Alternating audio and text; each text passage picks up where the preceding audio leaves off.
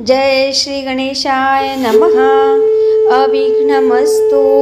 आई कुलस्वामिनी माते की जय। जय श्री गुरुदत्त श्री स्वामी समर्थ महाराज की जय।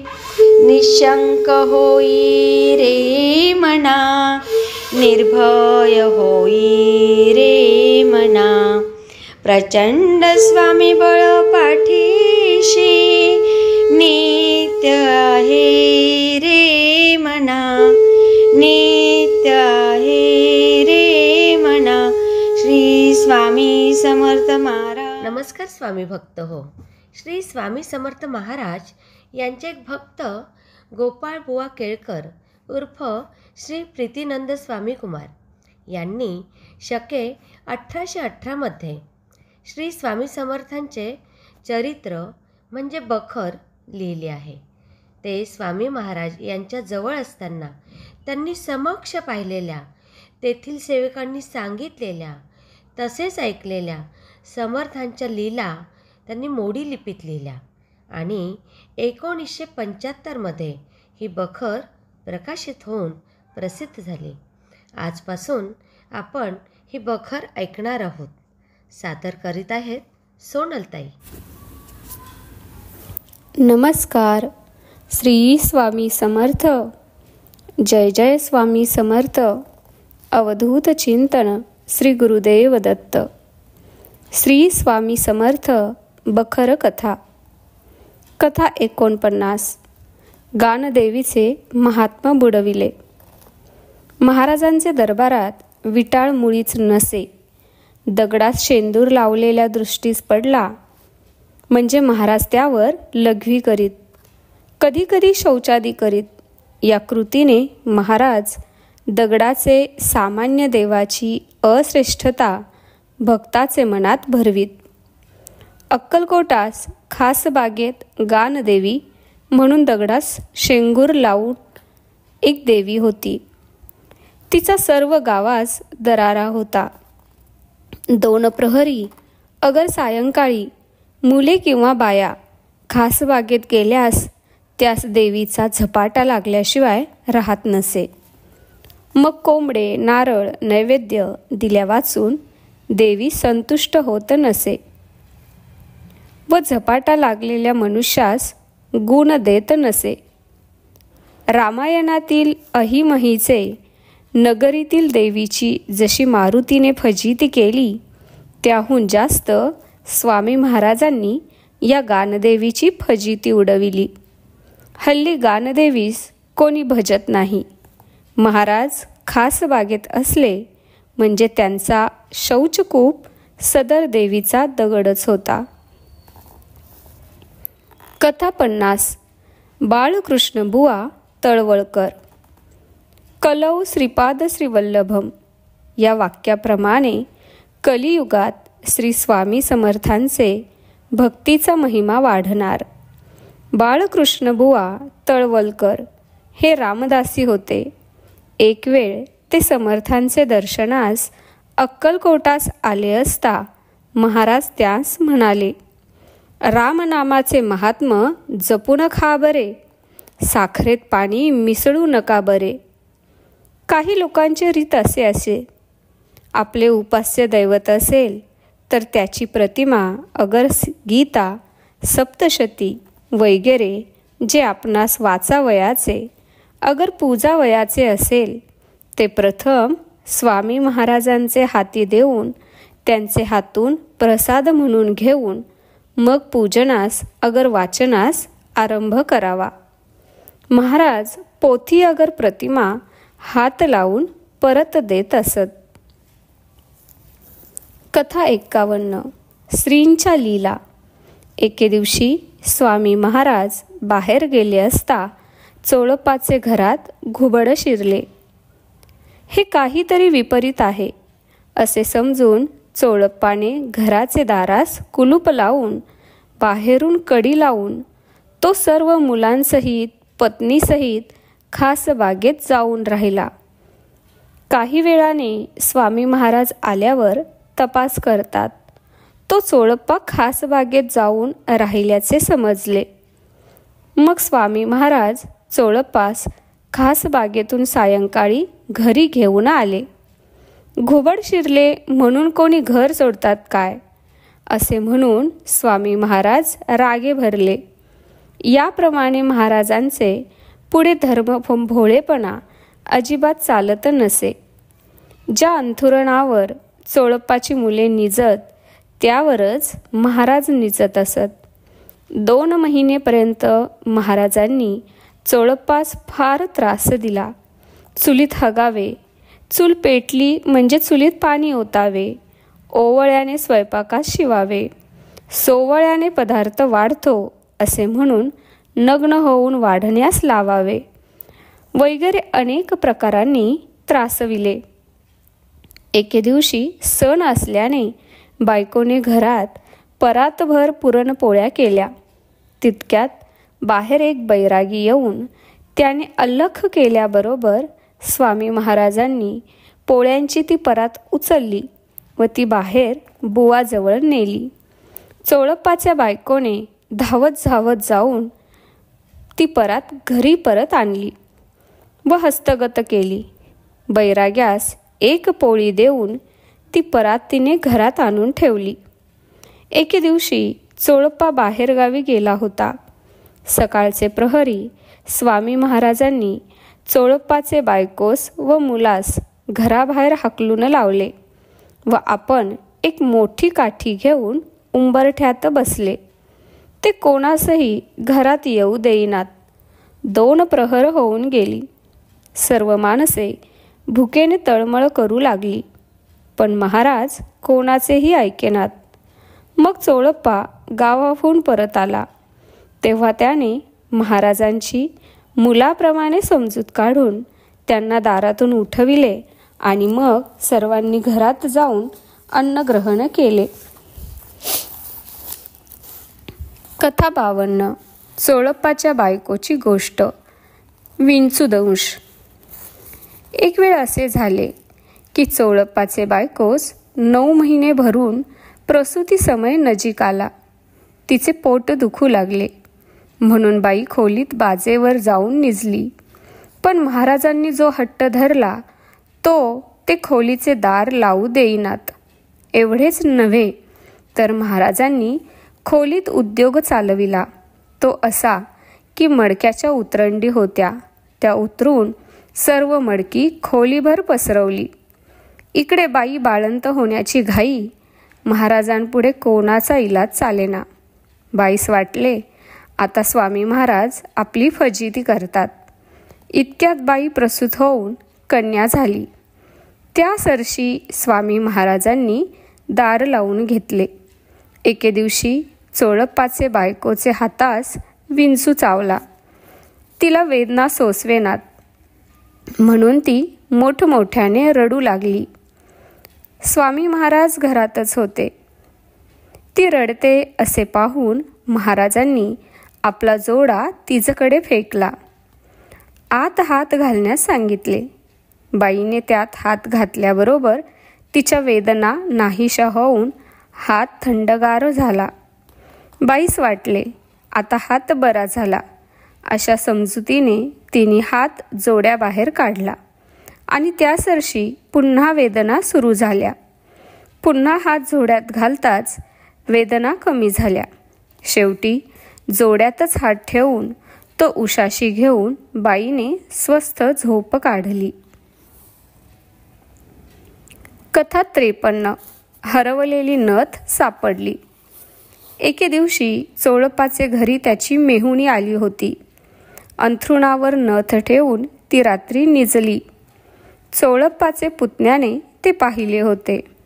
पहाटेस उठून तो बागेत फुले आणण्यास जात असे. जातेवेळी हळूच नथ काढून घेऊन त्याने ती लांबवली. बाई सकाळी जागी होऊन पाहते, तो नथ नाही. बाई घाबरली. इकडे तिकडे तिने नथी करता हुडकाहुडकी केली, पण नथ काही सापडली नाही. बाई भिक्षुकाची. मोठ्या प्रयत्नाने नवऱ्याने 150 रुपयांची नथ तिला नुकतीच केली होती.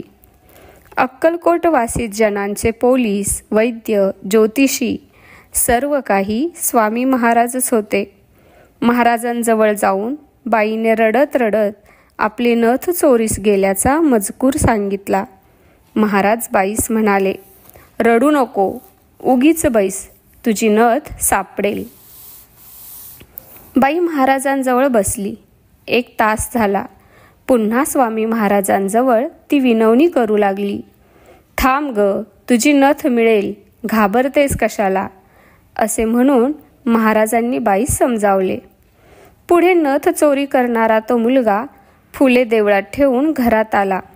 त्यास पाहून महाराज म्हणाले, अरे ती रडती आहे, तिची नथ तिला दे. पोऱ्या नथ घेतल्याचे कबूल करीना. मग त्या शिव्या देऊन, मादरचोदा, सकाळी अंथरुणाखालची नेलेली नथ तिला देऊन टाक, असे स्वामी महाराज रागावले.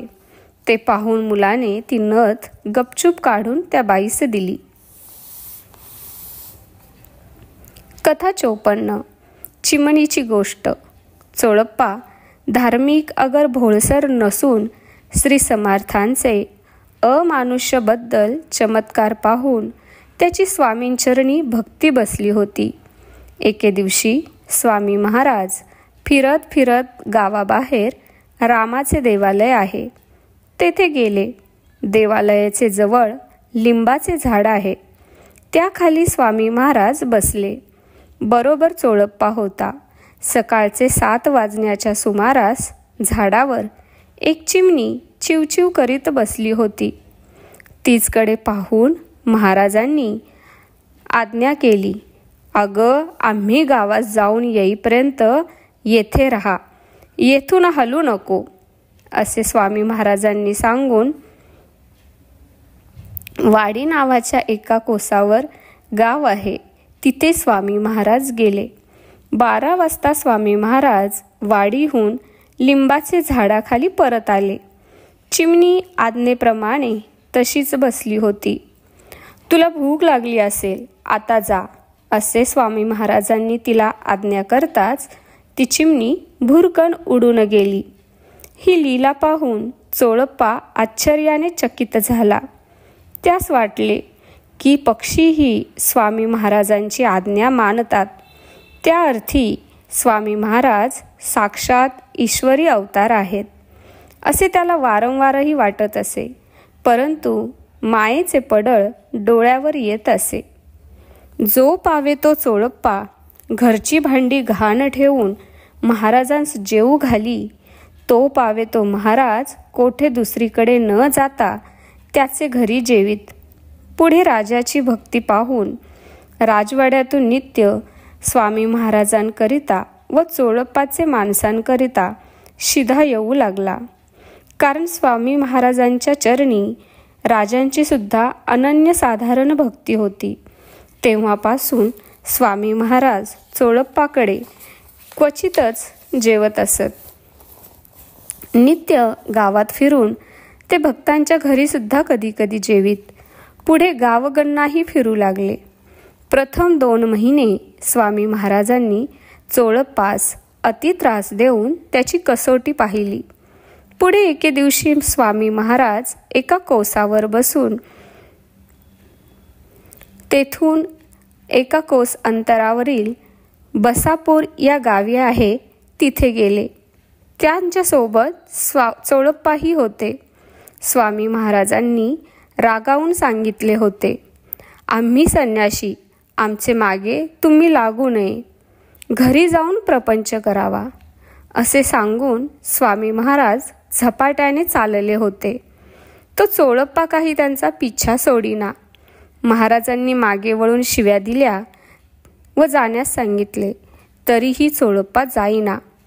त्याने हात जोडून महाराजांची प्रार्थना केली की महाराज, मी घरदार सोडीन, बायका पोरे सोडीन, सर्वत्रांचा त्याग करील, पण श्रींचे चरण मी सोडणार नाही. त्याची ही दृढ भक्ती पाहून महाराज प्रसन्न झाले व आपल्या पायातील खडावा चोळप्पाचे अंगावर महाराजांनी फेकल्या. त्यांची पूजा करण्यास आज्ञा केली. चोळप्पा भक्तीने स्वामी पादुकांची पूजा करू लागला. पुढे गावातील आजारी, संबंधी, व्याधिग्रस्त वगैरे लोक चोळप्पाचे घरी पादुका आहेत, त्यांच्या दर्शनाने व्याधी निरसन होईल असे दृष्टांत होऊ लागला व खुद्द स्वामी महाराजांचीही अगाध कीर्ती सर्वत्र पसरू लागली. कथा 55. आप्पासाहेब माने. अक्कलकोटास श्री स्वामी समर्थांचा वास 22-23 वर्ष झाला. या काळात 3 कारकिर्दी झाल्या. पहिली कारकीर्द चोळप्पा, दुसरी राणीसाहेब व सुंदराबाई, तिसरी पंचांची. असो, विश्वासराव उर्फ आप्पासाहेब माने हे राजेसाहेबांचे मानकरी आहेत. त्यांची कन्या जमनाबाई लग्नास उपवर झाली, पण वर कोठे मिळेना. कन्या रूपाने अप्रतिम होती, अत्यंत सुंदर होती. आपल्या योग्यतेनुरूप व स्वरूपानुरूप वर कोठे मिळतो म्हणून माने यांस मोठी चिंता लागली. एके दिवशी श्री स्वामी समर्थांकडे जाऊन त्यांचे चरणी मस्तक ठेवून माने यांनी प्रार्थना केली की मुलीस चांगले स्थळ मिळत नाही, तरी स्वामी महाराजांनी कृपा करावी. यावर महाराजांनी जवाब दिला की काळजी का करतोस, आम्ही तीस खंड्या नेमला आहे. माने यांस याचा अर्थ काही कळेना, पण स्वामी समर्थांवर विश्वास ठेवून ते स्वस्थ राहिले. काही दिवस गेल्यावर असा योगायोग आला की श्रीमंत खंडेराव महाराज गायकवाड यांच्याशी जमनाबाईचा विवाह झाला. तेव्हा महाराजांचे बोलण्याचा अर्थ कळला. तीच आप्पासाहेबांची कन्या हल्ली बडोद्यास श्रीमंत जमनाबाई साहेब आहेत. पुढे आप्पासाहेब माने व हे महाराजांचे पूर्ण भक्त बनले. महाराजांचीही त्यांच्यावर पूर्ण कृपा होती. एक वेळ माने अक्कलकोटास पटवर्धन यांचे गणपतीचे देवळात राहिले असता प्रारब्ध योगाने त्यांस विषमज्वर झाला. आप्पासाहेबांचा नित्य समर्थांचे दर्शनास जाण्याचा नियम असे. दुखण्यामुळे त्यांना दर्शनास जाता येईना. मनात श्री स्वामी समर्थांचे चरणांचे स्मरण करीत माने होते. भक्तवत्सल स्वामी महाराज फिरत फिरत एक वेळ गणपतीचे देवळात आले. माने अत्यवस्थ असून बेशुद्ध पडले होते. स्वामी महाराजांनी त्यांचे अंगावरून 3 वेळा पाय फिरवला आणि काही वेळ तेथे बसून निघून गेले आणि दुसऱ्या दिवसापासून आप्पासाहेबांचे दुखण्यास आराम पडून ते बरे झाले. कथा 56. बंडोबा पुराणिक. बंडोबा पुराणिक म्हणून अक्कलकोट राजाचे आश्रित होते. त्यास मालोजी राजे यांचे वडील शहाजी राजे यांनी आपल्या संस्थानाचा अधिकार सातारकर छत्रपती बुवासाहेब यांकडून आपणास मिळाल्यास तुम्हास 1000 रुपयांची जमीन इनाम देईल म्हणून कागद लिहून दिला. त्याप्रमाणे शहाजी यांस संस्थानाचा अधिकार मिळाला. पण पुराणिक बुवास कराराप्रमाणे त्यांनी इनाम जमीन दिली नाही. नित्य पुराणाचे वेळेस जमिनीबद्दल पुराणिक बुवांची कुरकुर राजेसाहेबांजवळ चाले, पण त्याचा काही उपयोग झाला नाही. पुढे दैवयोगाने शहाजी निवर्तले तेव्हा पुराणिक बुवा अगदी निराश झाले. बंडोबांचा श्री समर्थ दर्शनास नित्य जाण्याचा नेम असून स्वामी महाराजांवर त्यांची श्रद्धा होती. पुराणिक बुवास महाराज लठ्ठ्या म्हणून हाक मारीत. जमिनीबद्दल विचार पुराणिक बुवांचे मनात हमेशा घोळत असे. एके दिवशी राजाने कबूल केलेली जमीन आपणास मिळावी म्हणून महाराजांची पुराणिक बुवांनी प्रार्थना केली. स्वामी महाराज म्हणाले, तुझला आम्ही लिंग दिले आहे ना. पुढे शहाजी राजे वारले. त्यांचे दशदानात जमीन दान द्यावी असे होते. ती जमीन बंडोबा पुराणिक यांस देऊन आपल्या वडिलांचा दस्तक जमीन देण्याबद्दलचा त्याजवळ असलेला काढून घ्यावा म्हणून कारभारी चिंतोपंत आप्पाटोळ यांनी श्रीमंत मालोजीराव यांस सल्ला दिला. तो राजास पसंत पडून मौजे शिरवळ येथील शेरी जमीन 450 रुपये आकाराची पुराणिक बुवांस वंश परंपरेने इनाम करून देऊन सनद लिहून दिली. सदर जमिनीत श्री रामेश्वर म्हणून महादेवाचे लिंग आहे. हे देवालय उत्तम असून दोन्ही बाजूस ओढे वाहत आहेत व त्याचे पाट चालले आहेत. देवळाभोवती आंब्याची वगैरे झाडे असून ती जागा फारच रमणीय आहे. असो, तुला आम्ही लिंग दिले आहे म्हणून पुराणिक बुवांस श्रींनी म्हटल्याप्रमाणे रामेश्वराचे लिंग असलेली सुपीक शेरी जमीन त्यांस इनाम म्हणून मिळाली. याप्रमाणे स्वामी महाराजांचे मुखातून निघालेली वाणी कधीही असत्य होत नसे.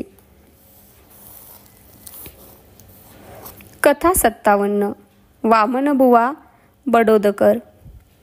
श्री स्वामी महाराजांस अक्कलकोटास येऊन 3 वर्ष झाल्यावर वामनबुवा ब्रह्मचारी बडोदकर हे दर्शनास आले. पुढे प्रत्येक वर्षात त्यांचा 2-3 वेळ दर्शनास येण्याचा नेम असे. लहानपणापासून दत्ताच्या उपासनेचा त्यांना नाद होता. त्यामुळे कोणी साधू, संन्यासी, योगी, अगर ब्रह्मचारी वगैरे जो कोणी भेटेल त्यांचे यथाशक्ती आदरातिथ्य करून त्याजवळ वेदांतापैकी काही भाषणे बोलावीत. परंतु समाधान होईना. पुण्यात तुळशीबागेत नाना नातूंच्या माडीवर गोपाळराव दादा नातू, व्यंकटेश तेलंग, एक पुराणिक असे सत्पुरुषांच्या गोष्टी बोलत बसले होते. इतक्यात एक तेजपुंज ब्राह्मण येऊन म्हणाला, सद्गुरु कृपे वाचून सारे काही व्यर्थ आहे. वामनबुवांनी विनंती केली की जो चित्ताची स्थिरता करील त्यास आपण दत्तात्रय सद्गुरू मानू. परंतु अद्याप असा कोणी मला भेटला नाही. यावर ब्राह्मण म्हणाला, तू अक्कलकोटास जा. तुला श्री समर्थ स्वामी गुरुदर्शन देतील. तुझे समाधान होईल. जा, लवकर जा. असे म्हणून तो ब्राह्मण कोठे गेला ते पाहतात तर तिथे कोणीही दिसले नाही. पुढे सगळे म्हणाले, एकदा खरे काय आहे ते पाहावे. म्हणून मार्गशीर्ष प्रतिपदेस ते सोलापुरास निघाले. मोहनी बुवांचे दर्शन घेऊन ते अक्कलकोटास गेले. महाराज हदरेस आहेत असे कळले. दुसरे दिवशी 2-4 गाव फिरत रोडगी व मिरगी या 2 गावांमधील पयो नदीत श्री स्वामी समर्थांनी त्यांना दर्शन दिले आणि समर्थ म्हणाले, काय रे, आमच्या ब्राह्मणाची थट्टा करतोस? अशी खूण पटताच वामनबुवांनी स्नान वगैरे करून श्रींचे पूजन करून प्रार्थना केली की महाराज मजला अनुग्रह द्यावा. हे बुवांनी म्हणताच त्यांचकडे स्वामी महाराजांनी अवधूत गीता टाकली आणि ते म्हणाले, आमची नोकरी कर म्हणजे ब्रह्मनिष्ठ होशील आणि तुझे गाठोडे आम्हास दे.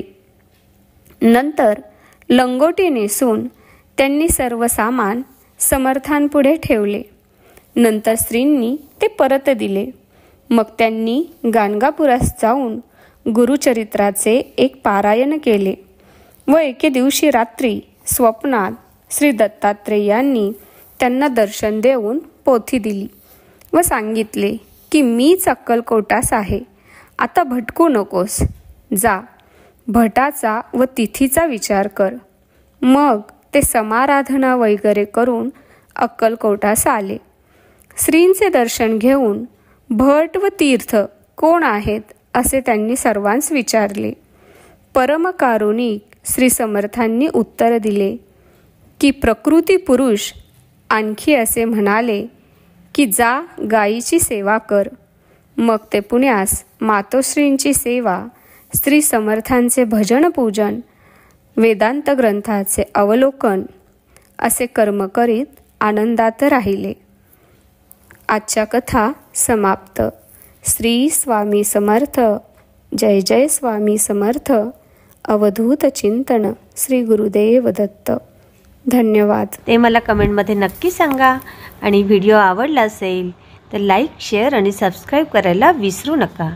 आणि हो, तुमचेही असेच काही अनुभव असतील तर ह्या दिलेल्या नंबरवर रात्री 9 ते 10 ह्या वेळेमध्ये तुम्ही शेअर करू शकता. श्री स्वामी समर्थ. श्री स्वामी समर्थ.